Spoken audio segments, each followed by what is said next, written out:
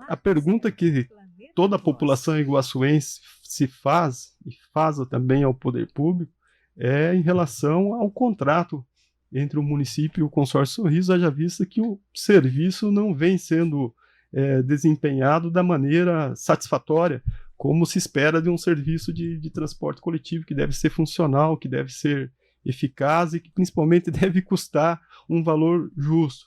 Então, nesse contexto todo de muito embate entre o município e as empresas que operam o serviço aqui na cidade, de um contrato lá que remonta a 2010, a Prefeitura de Foz do Iguaçu abriu um processo administrativo que resultou num relatório final que propõe a extinção, a caducidade desse contrato entre o município e o consórcio Sorriso, para que um outro modelo, uma nova modelagem desse serviço seja instituída aqui no nosso município. Então é sobre isso e muito mais que envolve o transporte coletivo na nossa cidade que nós conversamos agora, recebemos o secretário municipal da Transparência e Governança, José Elias Castro Gomes. Bom dia, secretário, seja bem-vindo ao programa, obrigado por atender ao nosso convite.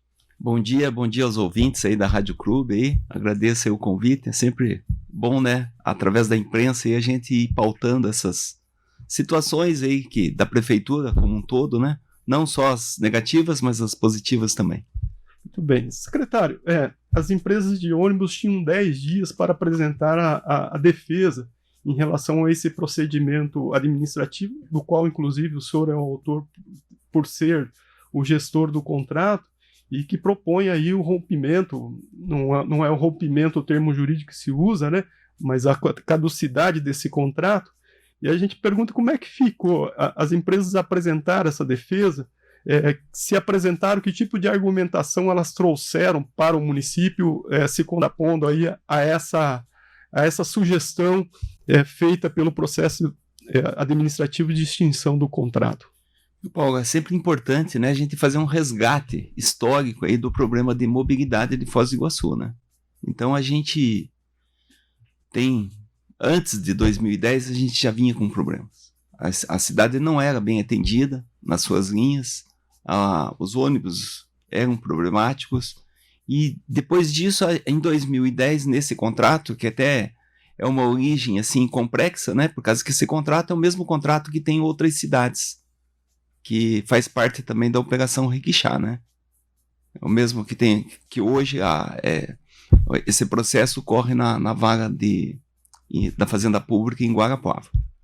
Então, com todo esse histórico negativo aí, e a gente tem olhado aí com bons olhos, assim, o prefeito, é uma das metas do prefeito Chico Brasileiro, buscar a solução para tudo isso, né? Então, me incumbiu dessa tarefa árdua aí, e a gente tem tocado aí em pontos frágeis aí do contrato, né? A gente tinha antes porque tudo se alega à pandemia, se alega a diminuição de número de usuários, mas a gente sempre tem que resgatar um pouco mais do que a pandemia, porque antes da pandemia não estava bom. Então, se não estava bom antes da pandemia, a pandemia veio para agravar alguma coisa que já não estava boa. Então, o contrato com a prefeitura é de 2010 até 2015, outubro de 2015. Então, o que ocorre aí? Existem vários fatores aí que a gente precisa sempre deixar bem claro, né? A questão da tarifa, até tem um processo de 2017 que é de arredondamento. Então, quando o índice vai dar 4,34, por exemplo, 3,93, arredondou para 3,95 ou arredondou para 3,90, então as empresas sempre alegaram que havia prejuízo. Nesse processo de 2007, através da auditoria, se definiu que a prefeitura, os usuários do sistema, têm um crédito de quase 10 milhões com as empresas. Então, tudo isso faz parte do processo. Então, desse contrato, que vai ser auditado ao final do contrato, aí vamos ver quem que tem débito e quem que tem crédito. Então, hoje as empresas alegam prejuízos, alegam isso, alegam aquilo, mas e quando estava bom? Quando arrecadaram muito dinheiro, muito acima do que estava estabelecido em contrato. Então, isso vai ser feito um resgate final, entendeu? Quando se vier a favorecer a caducidade e o prefeito optar pela caducidade e fazer o decreto de caducidade, vai ser contratada uma auditoria onde vai verificar se a prefeitura tem crédito com as empresas ou as empresas têm crédito com a prefeitura. Mas não tem nada do dia a dia. Esse dia a dia teria que ter fluindo 100%. Então a frota deveria estar. Eles têm 158 ônibus no pátio. No pátio eu não diria, mas cadastrado em Foz, empracados em Foz do Iguaçu. Esses 158 ônibus fazem parte da frota do município. Porque é uma concessão pública. Não é um negócio que foi dado para a empresa toca do jeito que quer. Havia uma concessão pública. E a gestão dessa concessão que tem algumas falhas no passado.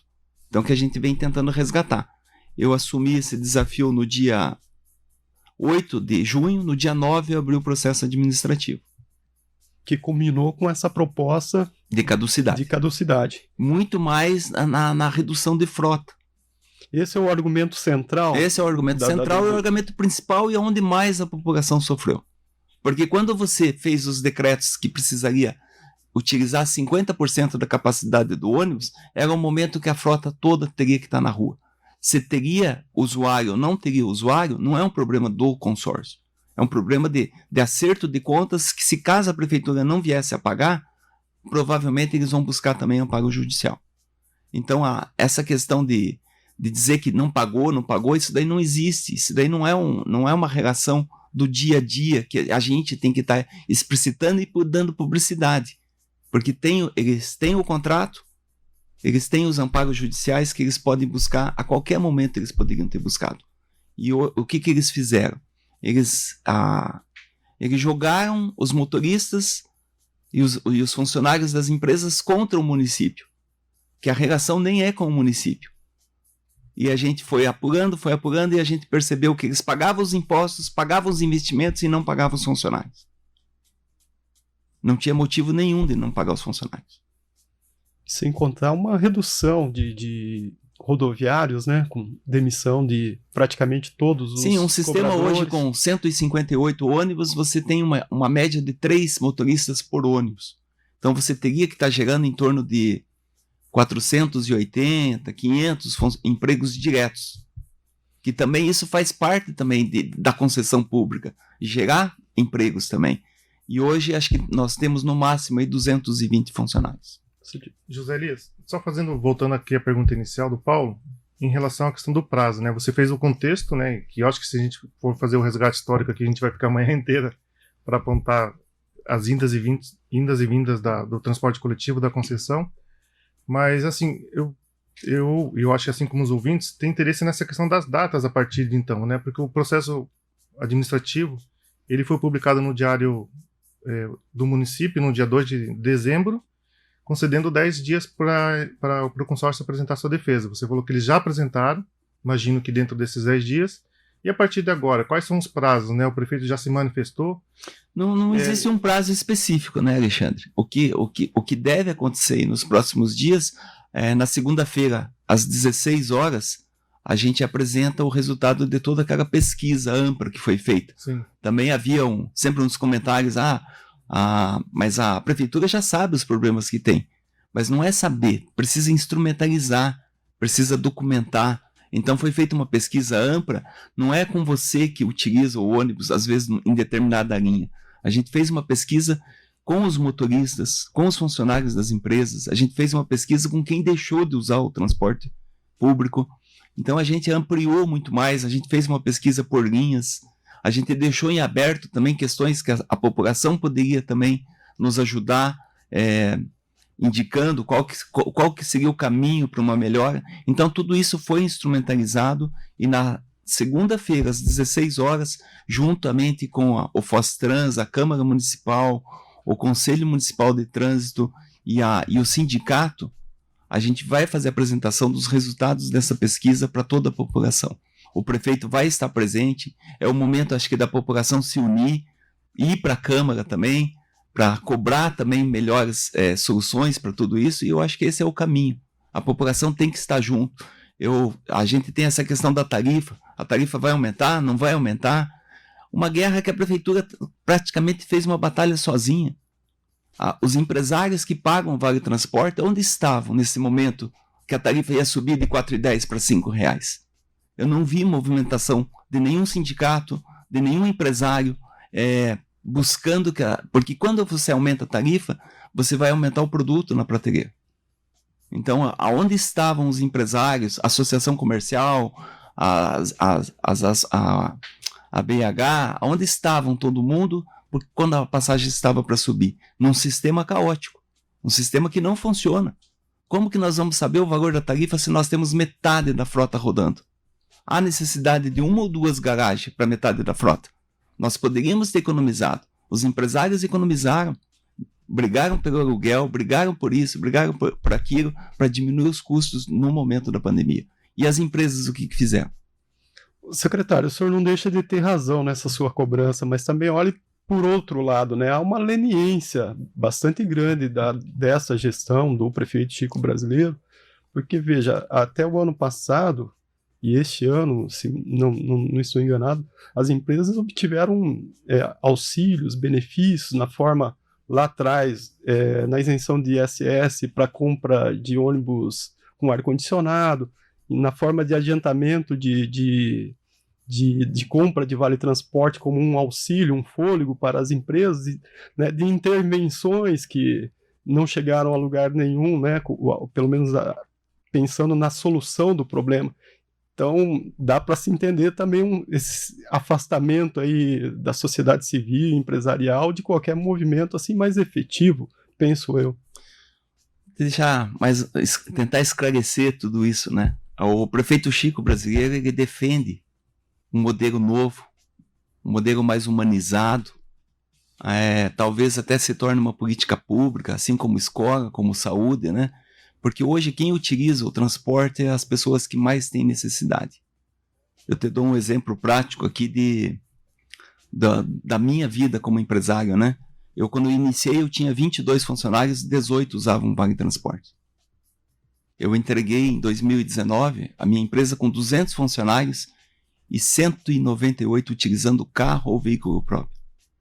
Por falta de linhas, ou por falta de qualidade, ou por falta de credibilidade.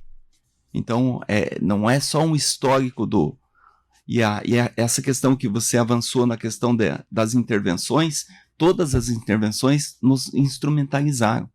A última intervenção que não deu certo foi no sentido que o judiciário nos obrigou a pagar a frota, que não é nossa. Esse também vai fazer parte de um crédito que a gente tem para fazer um acerto também, esses pagamentos. Os pagamentos antecipados foi no momento crucial, que era importante, foi comprado Vale Transporte para os estudantes utilizaram até o dia 17 de dezembro agora, e deu também um fôlego que foi feito também o pagamento dos funcionários. Então eu acho que o governo Chico Brasileiro tem agido de uma forma enérgica, mas com um contrato totalmente amarrado e um desafio enorme para romper esse contrato. Secretário, estamos aqui com a nossa ouvinte, a empresária aqui de Foz do Iguaçu, a Nathalie Russo, lá da livraria Kunda, desculpa. Ela fez 2 perguntas, né? E eu também já vou emendar uma terceira junto com as dela. Mas ela pergunta principalmente o seguinte: acharam uma brecha jurídica para não precisar pagar a multa de quebra de contrato? Essa é uma pergunta que já estava para a gente fazer também, mas isso é fundamental, né? E ela também pergunta se está prevista a troca dessa frota por ônibus ecologicamente corretos. Então, o que a gente pode te dizer nesse termo? Por isso que eu falo, por isso que a população precisa entender um pouco mais, as associações de bairros participarem mais, o contrato é público, está no portal da transparência, e lá você vai perceber que não existe multa nenhuma. Entendeu? A multa existia se eles não tivessem efetivado o início da operação.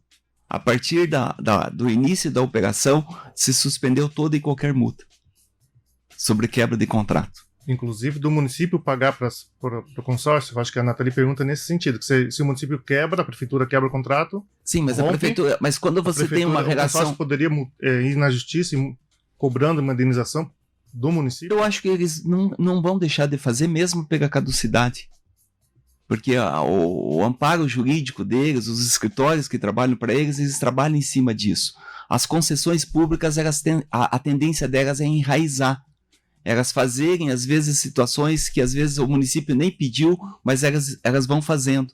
Esses ônibus, por exemplo, da redução de frota hoje de Foz, eles rodam, alguns ônibus desses estão terceirizados, fazendo a movimentação dos funcionários da Copavel em Cascavel, entendeu? Então tudo isso é um trabalho investigativo, é um trabalho de investigação para você quebrar um contrato, é muito mais do que só as cláusulas que estão no contrato. Então esse é o desafio que a gente tem enfrentado. Ela me fala também da questão da frota, né? Acho que todos os municípios estão trabalhando para partir para ônibus elétrico. Acho que há uma tendência, mas também há uma tendência de você estabelecer custos, orçamentos, entendeu? Então eu acho que tem tudo isso para acontecer, mas eu acho que Foz do Iguaçu não comporta mais conviver com uma frota, por exemplo, sem ar-condicionado, entendeu? Ônibus mais modernos, que também tragam um pouco de tecnologia, que as pessoas possam...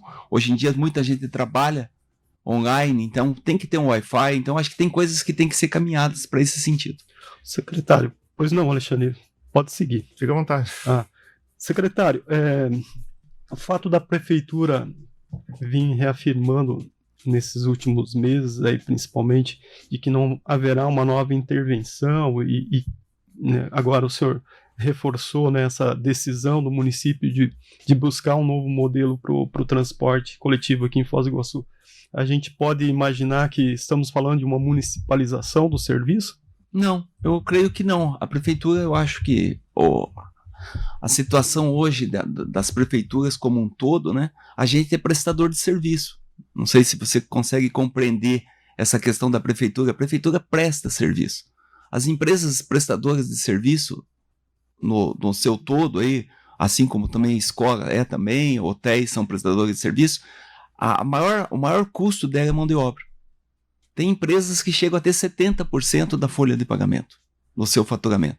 E a prefeitura, por legislação e por lei, ela está hoje amarrada nos 50%. Ela não pode avançar dos 50% do custo efetivo de folha de pagamento. Mas ela é uma prestadora de serviço. Então hoje falta pessoas no quadro. Então provavelmente segue como concessão, mas uma concessão muito mais nas mãos do gestor e dos fiscais da prefeitura e da população. Certo, senhor. Em detalhes, Paulo, como é que funcionaria então, já que não seria uma intervenção e nem uma municipalização, né, a prefeitura anunciou, foram suas palavras, que está se trabalhando um plano emergencial provisório, né, para caso o contrato seja extinto, o município consiga dar continuidade a essa prestação de serviço, né, do transporte coletivo na cidade. Em detalhes, assim, o que já está sendo previsto? Então, de onde viriam os ônibus, por exemplo? Assim, pois esse que é o desenhado, viu, Paulo? A gente sempre, funcionários. Digamos, eu parto sempre do princípio, assim, que as coisas, nós temos um contrato que vence em outubro de 2025.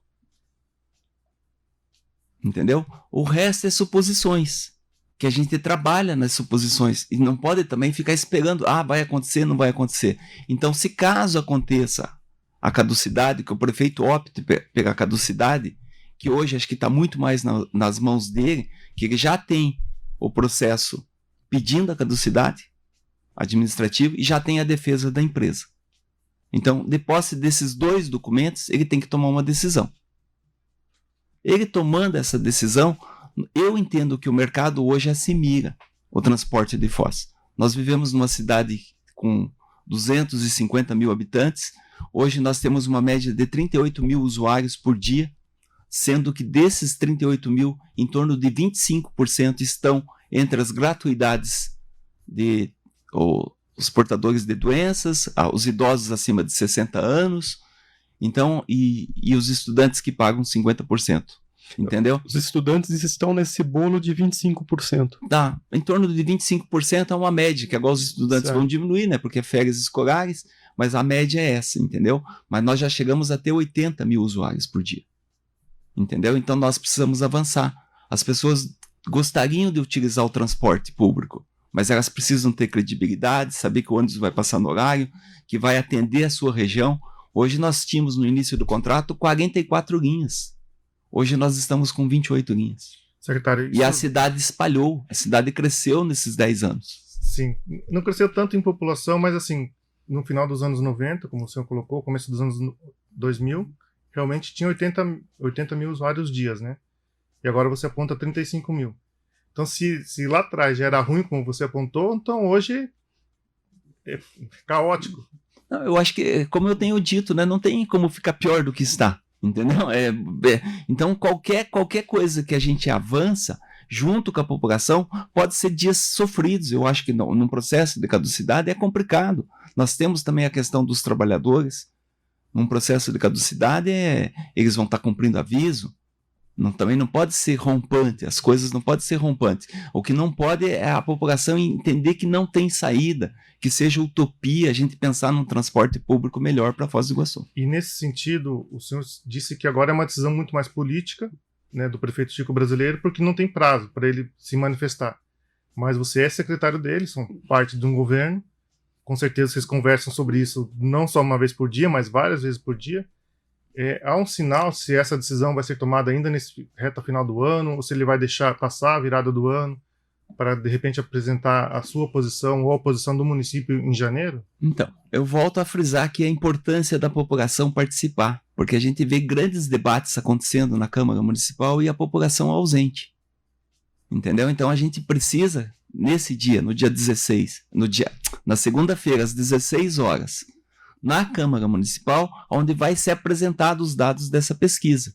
Onde vai estar o prefeito, onde vai estar o presidente da Câmara, onde vai estar os vereadores, onde vai estar algumas autoridades. Eu acho que essa é a importância da população. A população também almeja um transporte melhor. Precisa participar. Secretário, fica aqui o convite para a população, para usuários e não usuários, né? Porque o transporte coletivo faz parte de um sistema de mobilidade que interessa a todas as pessoas.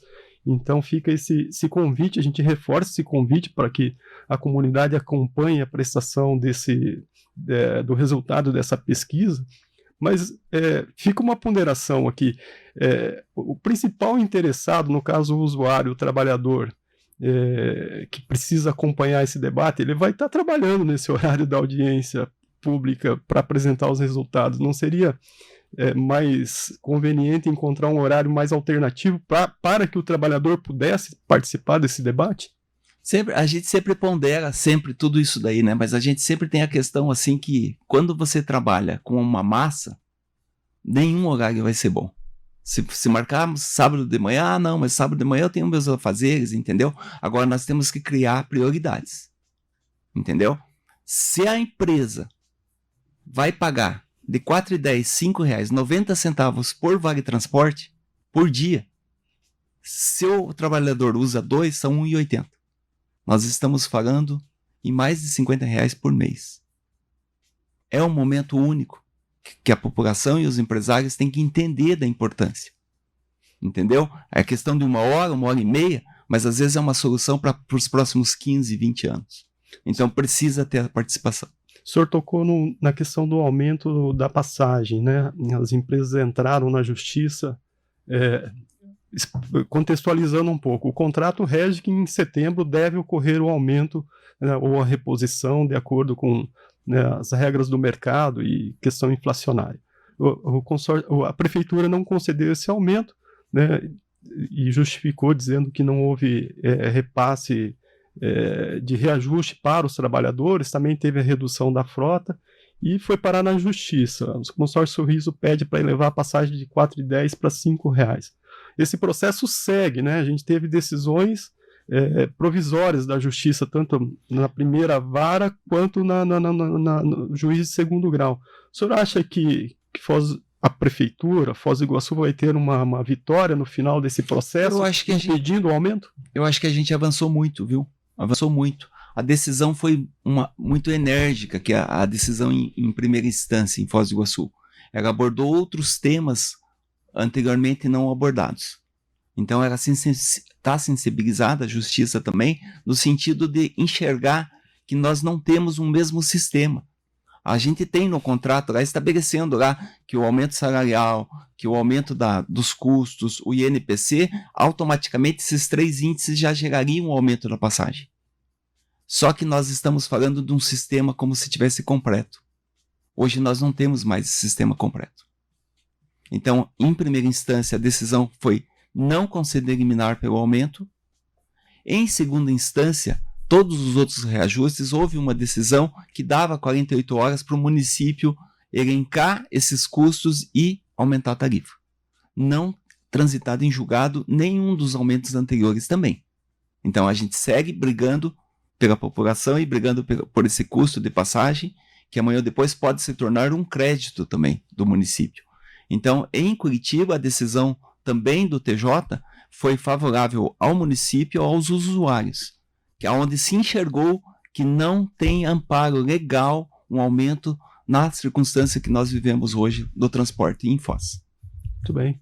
Alexandre, algo a completar? Eu quero emendar, a gente está caminhando para a nossa reta final, mas eu quero emendar 2 perguntas, então, mas vai dependendo. Vou primeiro fazer essa primeira, para a gente concluir a entrevista. Mas a gente falou muito sobre a questão do consórcio Sorriso, né? E de todas as alegações que eles têm protocolado da prefeitura e da justiça, principalmente alegando um prejuízo milionário, né? Esse prejuízo que inclusive vem, cuja origem é anterior à pandemia, né? Na pandemia eles alegaram a questão da redução do frota e tal, porque não estava tendo passageiro suficiente para manter os ônibus nas ruas. Eu pergunto se a prefeitura é alvo de ações na justiça visando cobrar esse prejuízo, entre aspas, milionário, né? Se a prefeitura tem conhecimento, se ela reconhece esse valor milionário ou se pelo menos parte dele. Se ela reconhece algum prejuízo por parte do consórcio. Eu entendo que a prefeitura hoje ela tem crédito com o consórcio. Numa balança tem crédito, mas ela reconhece algum prejuízo que eventualmente eles tenham tido? Mas existem essas ações da parte do consórcio Sorriso demandado? A gente tem essa demanda de 2017, que era o arredondamento, a gente chegou a uma conclusão que o consórcio nos deve em torno de 10 milhões. Entendeu? Então, tudo isso vai ser auditado ao final do contrato, que seria outubro de 2025. Se o prefeito decidir pegar caducidade, automaticamente nos meses seguintes vai ser feita a auditoria. Se tem ou não tem prejuízo, nós não podemos afirmar. Mas eu entendo, e a população acho que entende também, pela deficiência do serviço e pela falta de investimentos no sistema, eu creio que nós não devemos ter prejuízo, não. José Elias, agora, como você citou lá a questão das previsões, né? A gente analisa o concreto, o imediato, para poder fazer alguma previsão possível que não seja fantasiosa. Então, tenho observado por parte da prefeitura, da sua gestão, essa questão dos movimentos, do passo a passo, né? Mas sempre buscando acumular movimentos que nada mais é do que também acumular forças dentro dessa defesa que o município faz. Então, dito isso, a gente teve esse processo administrativo, cujo resultado agora está nas mãos do prefeito, isso é um movimento. Teve a pesquisa, que é um outro movimento. Tem essa decisão provisória na justiça favorável à prefeitura, né, à população, sobretudo, que é pelo não aumento da passagem, é um outro movimento, que ainda depende de ser julgado o mérito, mas é um movimento, são 3. A minha pergunta é, 3 movimentos favoráveis à prefeitura. O prefeito tem condições de decidir pela caducidade, ou seja, pelo rompimento do contrato. Nesse caso, o consórcio Sorriso está fora. Sim. Se caso ele decida pegar caducidade, o consórcio Sorriso não estaria mais. E no caso de ele não decidir pela caducidade, e tendo esses 3 movimentos favoráveis, né, esse acúmulo de força por parte da prefeitura, existe a possibilidade de um acordo, de um entendimento, de uma mudança na estrutura desse contrato de verdade, mais favorável à população, mas ainda assim continuando com o consórcio Sorriso até outubro de 2025? As perguntas suas são incisivas e as minhas respostas são um pouco mais aleatórias, né? Mas a gente entende aí que, como existe uma insatisfação gigante do município, uma insatisfação muito maior dos usuários, uma insatisfação dos motoristas e dos trabalhadores do transporte e uma insatisfação imensa do consórcio. Entendeu? Então eu não creio que possa haver uma possibilidade de um acordo ou de trabalhar diferente, entendeu? Então eu acho que o consórcio tem já estabelecido as regras deles e tem comentado com todos. É notório saber de todo mundo que eles estão insatisfeitos. Se está insatisfeitos, por que não estar? Secretário, determinando a caducidade do contrato, essas empresas elas seriam consideradas inidôneas para novos contratos com o município, e emendo mais uma pergunta, numa nova modelagem, não o consórcio Sorriso, essa figura, essa personalidade que a gente criou, né, que é a soma das 3 empresas, eram 4 e ficaram 3. As empresas individualmente, uma delas, 2 delas, podem fazer parte da nova modelagem, mesmo após a caducidade, caso essa caducidade ocorra? O processo de caducidade é exemplarmente somente no contrato. A questão da idoneidade, eu acho que ele já tem também motivos de sobra, né? Porque o pagamento atrasado do salário dos funcionários pode trazer um novo processo administrativo visando essa idoneidade que não participem de novas situações de fossa. Para a gente finalizar, então, secretário José Elias, de 0 a 10, na sua opinião, qual é a chance do prefeito decretar essa caducidade do contrato entre a prefeitura e o consórcio Sorriso? Eu acho que é o objetivo da gestão dele. Ele tem como objetivo principal a melhora de todos os setores, inclusive da mobilidade. E o transporte público hoje carece de melhoras. Entendemos, então, que é uma pontuação 10. Eu acho que pela caducidade. Eu acho que não só dessa gestão, como da gestão anterior também, né? Eu acho que é um objetivo grande, acho que da população. A população precisa que seja resolvida essa questão, precisa ter essa melhora. É transporte coletivo, às vezes os ônibus vão estar lotados, mas precisa mais dignidade. Quem está hoje usando o transporte é porque precisa demais mesmo. Muito bem. Secretário, muito obrigado por sua participação, por ter trazido todas essas informações, esse debate aqui para o nosso ouvinte. E a gente deixa aí o microfone aberto para a sua palavra final. Agradeço aí, Paulo, agradeço, Alexandre, aí, agradecer a Rádio Clube aí, mas eu volto a frisar, né? Na segunda-feira eu gostaria que a Casa de Reis, a Casa do Povo lá, estivesse lotada, cheia e cobrando o resultado de quem estará e quem pode decidir. Muito obrigado, secretário. Tenha um bom dia. Então a gente reforça aí o convite para a apresentação dos resultados da pesquisa sobre o transporte coletivo, uma audiência, numa apresentação aberta à população, às 16 horas da segunda-feira, na Câmara Municipal de Vereadores. Aí quem puder participar, participe, inclusive para entender melhor, né, quais são os próximos passos, os próximos movimentos em relação ao transporte coletivo aqui de Foz do Iguaçu. Então nós conversamos com o secretário José Elias Castro Gomes, secretário de Transparência e Governança, sobre esse serviço essencial à nossa população, que é o ônibus, o transporte coletivos. Marco Zero, onde tudo começa.